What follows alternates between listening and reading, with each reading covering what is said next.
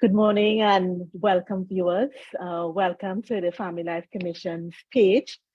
We are happy that you're joining us. It's been a while, but it's good to see you. We hope that you will tell your friends. Today, we are going to be discussing a very important topic, and we hope that you will, invite your friends to join us, to like and share and comment in the session, in the chat. I am Tricia Sims, the Episcopal Delegate for the Family Life Commission, and today we are talking with two guests, Sharon Mangru of the CEO of Catholic Education Board of Management, and Sharon is also a mother of 3 children, and also joining us is Alicia Hoyt. Alicia has a master's in clinical psychology, and she's a mother of 5. So welcome, friends, welcome. Thanks, Trisha. Good morning. Good morning. So today, our topic is Health and Family Life Education, the Parent Edition.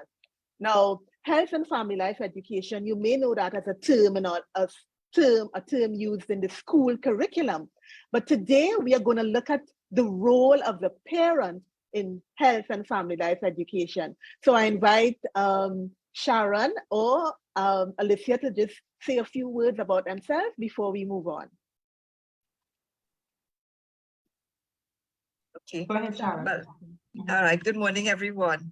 I am an educator at heart. I've always been an educator. When we talk the health and family life education curriculum in schools, you will see the one that is on the ministry's website has my name on it. So I have been involved in curriculum development for years in the Ministry of Education. I now work with the Catholic Education Board of Management. My passion continues to be education, Catholic education, and I am also passionate about being a parent. I do have 3 grown, can't call them children anymore, they're adult. They keep reminding me of this. Children. I'm glad to be here this morning. Thank you very much, Sharon. Alicia? Good morning, everybody. As Trisha said, I am a master's level clinical psychologist. I've been in practice for about 20 years already. Much of my work started with educational and psychological assessments for children. And out of that work came the realization of how much support parents need and how many times the issue is what's happening within the home more than any particular learning issue. And so it raised my passion for parenting and for educating and supporting parents and helping parents realize how much power they actually have and guiding them in using that well. Also, part of my work has been individual work with young adults. And again, seeing how much what happens in the home and in early childhood impacts later on in life. And so it has renewed my desire to help where I can in guiding and supporting parents in knowing who they are and who they can be for the lives of their children. So that's me. Thank you very much, Alicia. We're happy to have both of you. So let's jump right in. Mm-hmm. Now, we have to remember that parents are the first educators of their children. And, many times we hear that, but it doesn't resonate sometimes with us. But, in the truth and meaning of human sexuality, in the first line, it talks about among the many difficulties parents encounter today, despite different social contexts, one certainly stands out: giving children an adequate preparation for adult life. How are we preparing children to become adults? Particularly with respect to education in the true meaning of human sexuality. There are many reasons for this difficulty, and not all of them are new. Today, we are talking about the health and family life education. And in one of the church's documents, it starts off being very mindful that we are not doing enough to prepare children for adulthood. can I get some responses from you, Alicia, and then Sharon? Thank you. You know, I will start by saying just briefly, it's really, I think family life has been caught off guard. Parents have been caught off guard. We have had for a couple generations, you had a extended family, maybe grandparents with you. You had church community, you had a society that followed more the moral values and understandings that the church would have taught.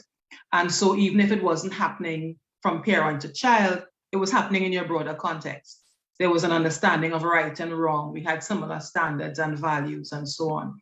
And so a child could have imbibed these guidelines, you know, through their community. As the world has become more individualistic, everything is more relative, you know, do as you see fit.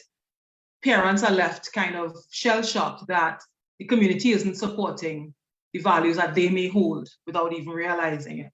And so now we kind of have to wake up and more actively take our role and ask our church community to guide us more carefully in what it is we want to teach. We've taken it for granted, but now we have to become more proactive in ensuring we communicate to our children the values that we grew up with. And I think that's kind of where we are. Thank you, Alicia. Sharon, would you like to add anything there? Yeah. I think we have a tendency to leave a lot of what is taught to our children now to other people, maybe without consciously realizing it. Yeah. Because as Alicia has said, in the past, there was a family that lived certain values, and these weren't, maybe they may not have been talked about a lot. They may not have been taught directly to children, but you certainly absorb them. The thing is now that children are spending more and more time in school. Not only are they spending time in school, but they are being schooled in ways, many other ways. They are being schooled by their peers. They're being schooled by that thing, the television. And modern young people now are being schooled by other media. So we have Facebook, we have movies, you know, lots of other sources.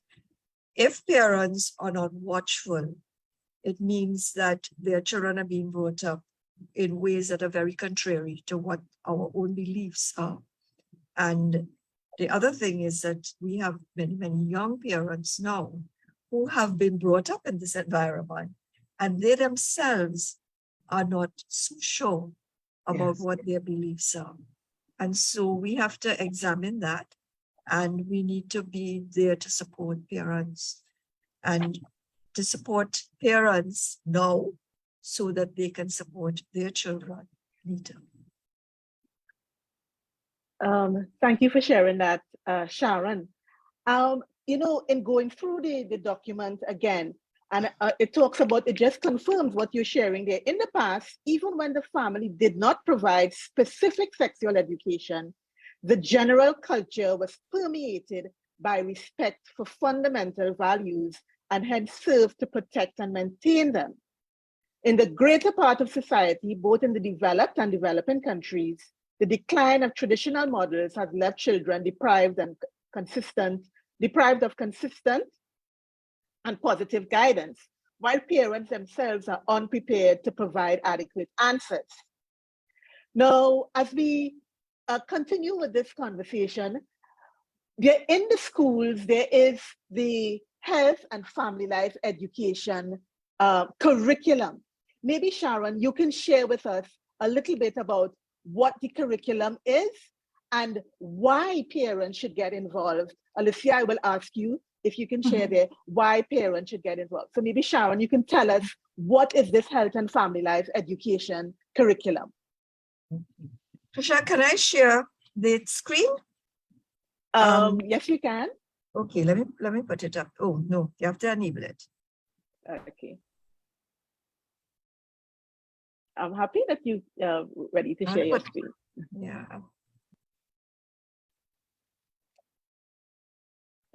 You can go ahead and speak and as I allow you to. Right. Say, okay? So the health and family life education curriculum is really, in a sense, it's an offshoot of the social studies curriculum, but different in that with the social studies curriculum, we look at relationships with society. With the health and family life education curriculum, we zone in and you look at the child's relationship first with self, and then with others in the family, and then moving out into the community. So this is the area in which we have the child looking at who am I as a person and what it means to be me. And then coming to an understanding of what it means to be me. How do I interact with other people? Okay, I think I could share now. Let's see if I can find it. Right, here it is. Okay, so this gives you, there are several themes. The self and interpersonal relationships, of course, which is the basis for anything that we're going to teach. And then sexuality and sexual health, eating and fitness, managing the environment. And you could see how closely related the first three are, because in order to be able to deal with self properly, you need to deal with the sexuality and sexual health and eating and fitness. And then managing the environment is sort of external to that. The guide is developed in ways that to some people it may be a little bit difficult to follow, but it starts off by saying what the intention is, and then it gets to what the actual content is. And I think this would be a wonderful opportunity if parents could download the guide, because it is available on the Ministry of Education's website, so that you can see what is being taught to your children and you can work along with the teacher in the classroom. I also want to point out that the guide is developed after a lot of consultation. So in this case, if you look at the document, you will see the number of teachers and you will see the number of organizations that are involved in curriculum development. This is standard for any curriculum, but this was so for the curriculum guide. When we developed this, and you see how long ago this was, we looked at moving from teaching health and family life education as something that people know to something people live, so that you wanted to be sure that the student is going to be able to do what we are teaching. Now, it would be up to parents to see for themselves whether this intention is actually realized and how it is actually taught in schools and how it is actually taught to your child. But again, I would recommend that you take a look at that curriculum and look at what, depending on the age of your child, because it's divided into ages, and look at what your child, depending on the age of your child, what they are expected to know. Thank you, Sharon, for sharing that. Now, Alicia, I would bring you into the discussion at this time, because I think we know what the school, the role of the school, but we need to know what's the role of the parent. And in one of our church documents, it says, since parents have conferred life on their children, they have a most solemn obligation to educate their offspring. Parents must be acknowledged as the first and foremost educators of their children. Their role as educators is so decisive that scarcely anything can compensate for their failure in it. And that's according to the Declaration on Christian Education number 3. Now, as a parent, we saw those thematic areas. We saw those thematic areas, self and interpersonal relationships. We saw sex and sexuality. We saw health and fitness, and we saw the environment. But the most challenging of those is, to me, and for parents, I think, at this time, is that area of sex and sexuality and self and interpersonal relationships. Can you just share a little bit about how you think the parents can integrate into the home health and family life education? Again, coming from that place of us having taken so much for granted, you know, what we believe was taught by granny and by father and so on. And now having to be really conscious and deliberate about what do I believe and what do I want to convey to my child? Because this child is with me. School, we send them to school from age 5. But for those first 5 years that are so powerful, I am the one that's teaching my child, whether I meant to or not. And we put a lot of emphasis into reading and writing and making sure they could sign their name. But what I believe about me is what's critically important. Well, how do I see myself as a human person? And so even when I look at the curriculum, and Sharon says a lot of work has gone into it, obviously, the intention is likely to be a noble one. But when I looked at it as a parent, I asked myself, what is it based on? What's the rationale below this? What is the value that's trying to be communicated? Does it agree with what I believe to be true and right and good? And so as a parent, I need to find out what is happening in the schools, because it's always supposed to be parents and schools working together. Yeah. And so is it simply that you're a human person, you have inherent rights, and you can, whatever you believe to be true is what you do? Or do I want to communicate to my child that you are created in the image and likeness of God, that you have a spiritual development that has to be guided? What is the basis for what is being taught? That's what I, as a parent, have to wonder about. And then, can I collaborate with this curriculum to reinforce? Or is it contrary to what I believe and want my child to understand? And do I then need to jump in that area? So we have to be more conscious and deliberate this time around. Thank you for sharing that, Alicia. And as you said, parents, in the first 5 years before a child goes to school, but not even before they go to preschool at 3.5 or 2.5 years, that's a whole other, that's a whole other conversation.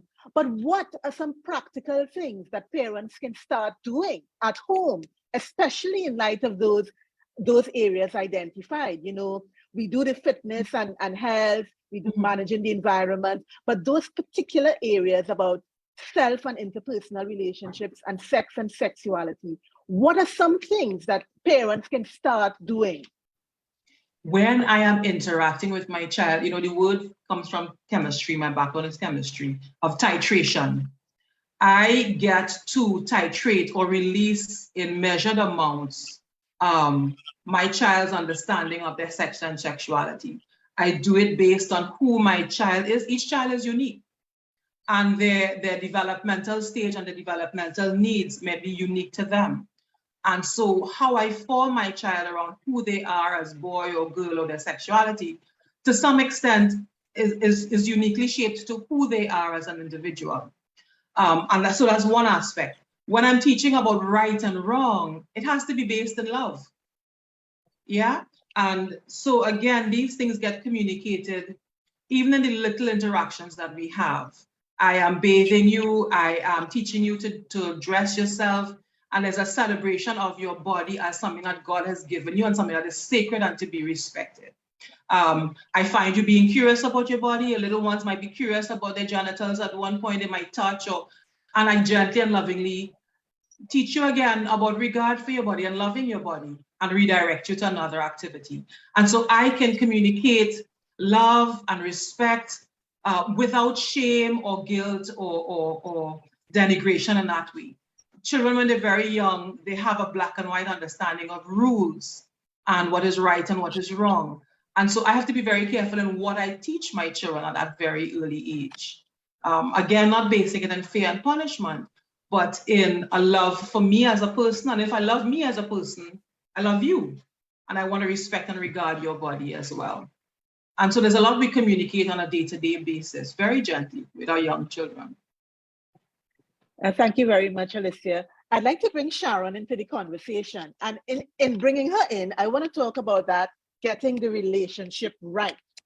The Catholic position is that the parent has the responsibility to educate their children in a manner consistent to their values, religion, and outlook in life.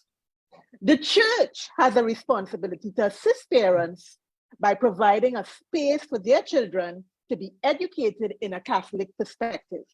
And the state has a responsibility to ensure every child receives a high quality of education. Sharon, in terms of that relationship, what is your response as coming from the school?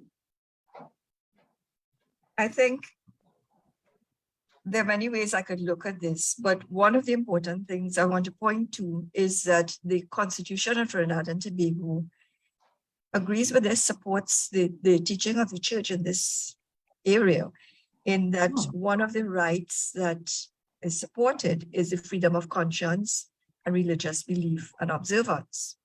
There's another right, and that is the right of the parent or guardian to provide a school of choice for the education of the child. And while we may not be always able to select the school, we have a right to have some say in what is taught to the child in that school.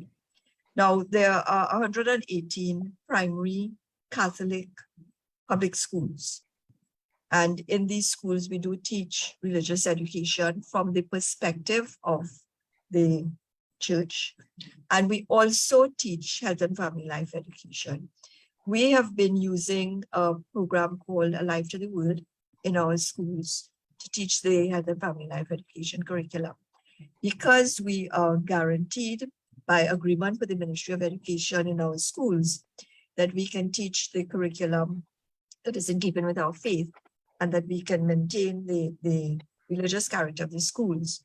This is the curriculum that we use now. The Alive to the World program is very much aligned to the Ministry of Education curriculum, but it goes that one step further. So as Alicia has pointed out, yes, we talk about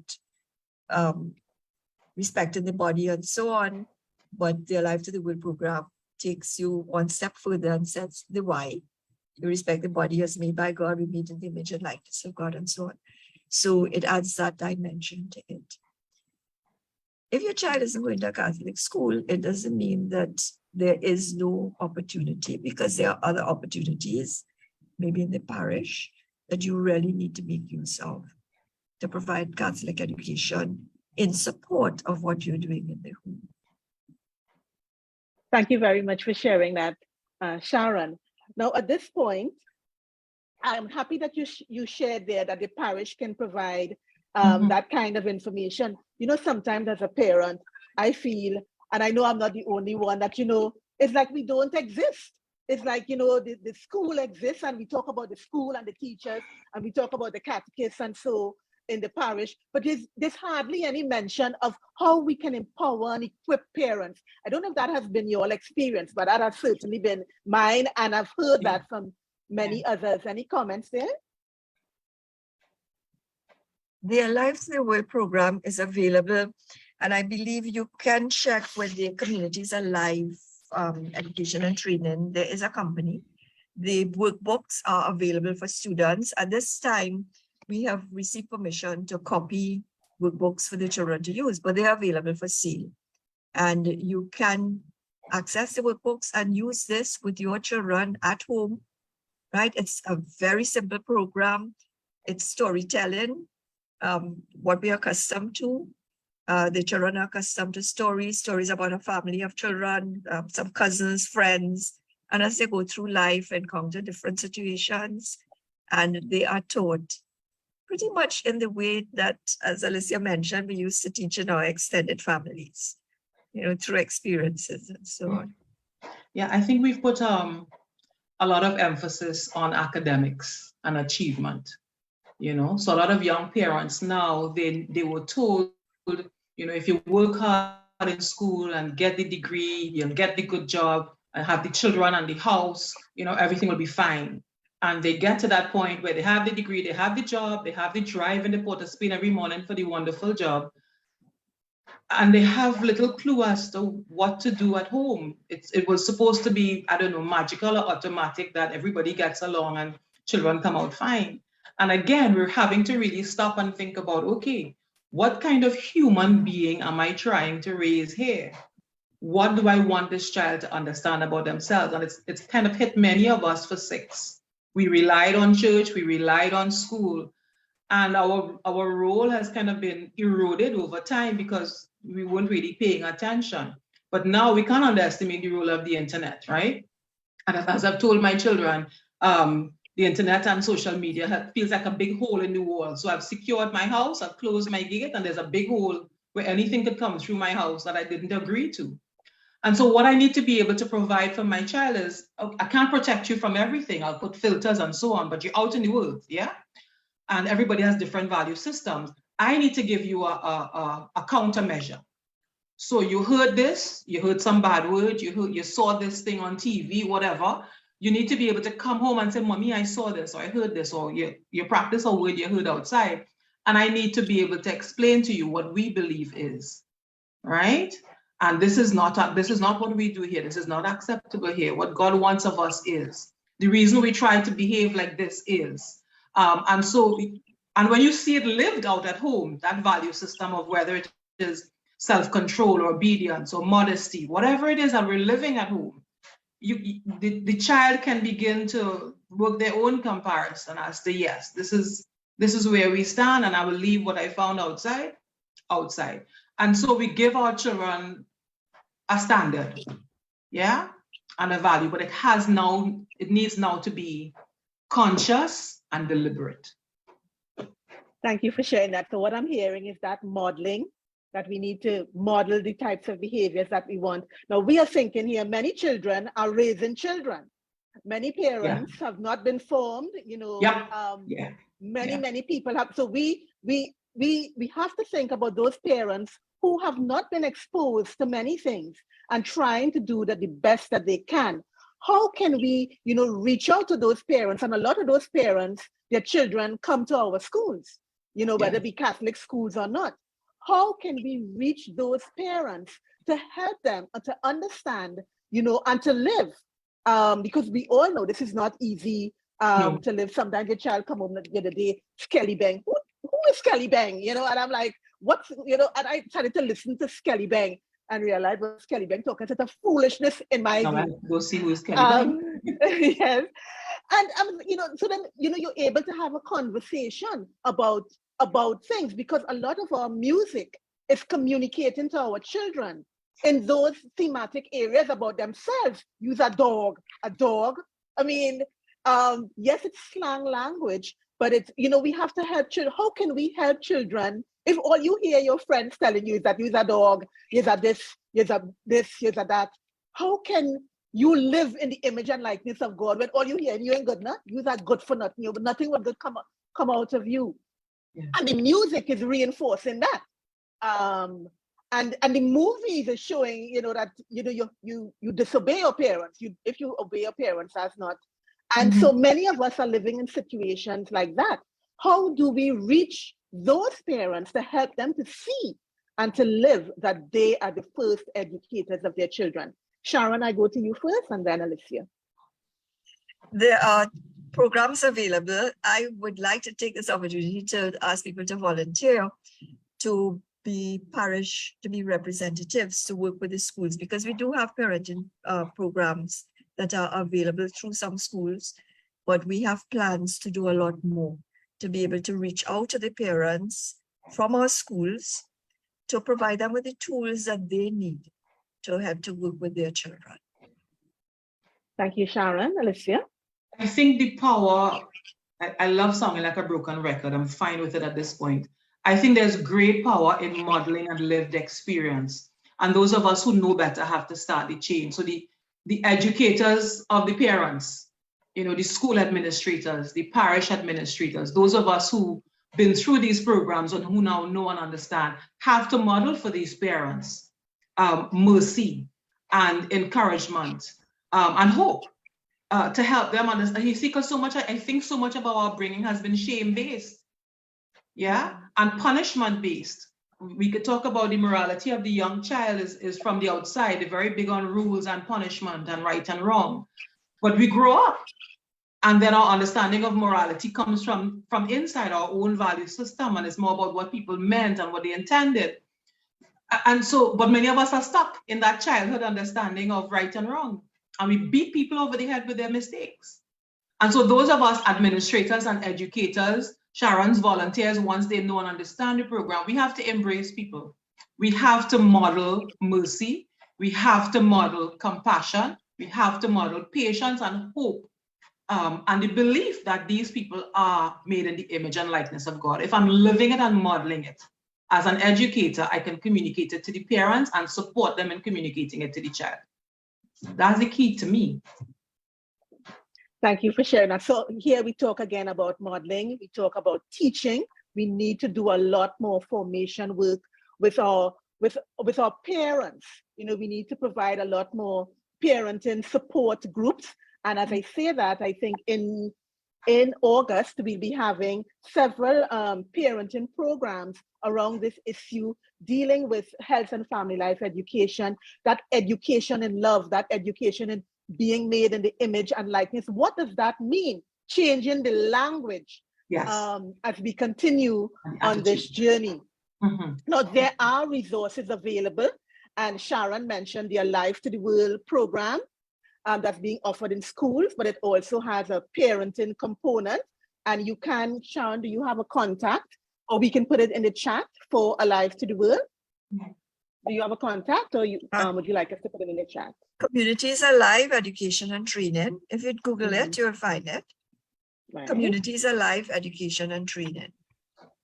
Good, thank you. So we will put that in the chat as well.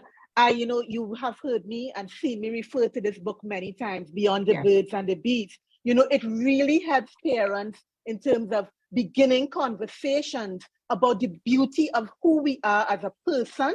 It helps us age-appropriate information on sex and sexuality education and education in love. It's always about love, which is sacrifice, and parenting with grace, really helping parents to realize that you're not doing it alone. It is by God's grace that you're able, that one, you are parent and you are first educator, and that you can do this with the support of others. So stay tuned to our page. Next week, we will continue with this program. We will delve a little deeper into the health and family life education curriculum. We look at it from the school perspective, but we're going to delve as to how we can work with it a little more at home in strengthening and equipping parents. Any final words from you, Alicia? As a parent, I may not have had the greatest upbringing. As a parent, I may not have had that same conscious and deliberate approach to teaching of morals that I want to do for my children. But what I need to do as an adult is take responsibility for myself. And in trying to become my very best self, I am modeling that for my children. So when I practice modesty, when I practice restraint, when I practice love as sacrifice, when I sacrifice for the things I want to accomplish and achieve, I am demonstrating to my children that I can put off immediate satisfaction for a long-term goal. And that is what chastity is. And so I may not have all the training yet, and thank God it's available. But in my day-to-day life, by me as an adult trying to be my best self, I model it for my children. Thank you, Alicia. Sharon, any final comments? Just, I think for teachers are parents too, and for teachers to recognize their role not only in teaching students, but we also teach parents through our interaction with them. And we need to be conscious of this, but also for parents to recognize the importance of being in contact with the school, being in contact with the teachers, and knowing what is being taught to their children in school. Thank you very much, Sharon. And as you know, we are still in the year of the family, Amoris Laetitia family. We are still celebrating that. And in chapter 7, number 259, it says, parents always influence the moral development of their children, for better or for worse. Where have we heard that, for better or for worse, before? Yeah. It follows that they should take up this essential role and carry it out consciously, being aware of what they're doing, enthusiastically, with a sense of purpose, with a sense of joy, reasonably. Our faith is about reason and faith, explaining to our children, and appropriately. Yes. Age-appropriate information is very important. Since the educational role of families is so important and increasingly complex, he went into talking about where are our children, and that's where we will pick up next week. Thank you very much for viewing. If you found this session interesting, and we encourage you to share it with others. And stay tuned to us next week as we continue this conversation on health and family life education, the parent edition. Thank you, and God bless you.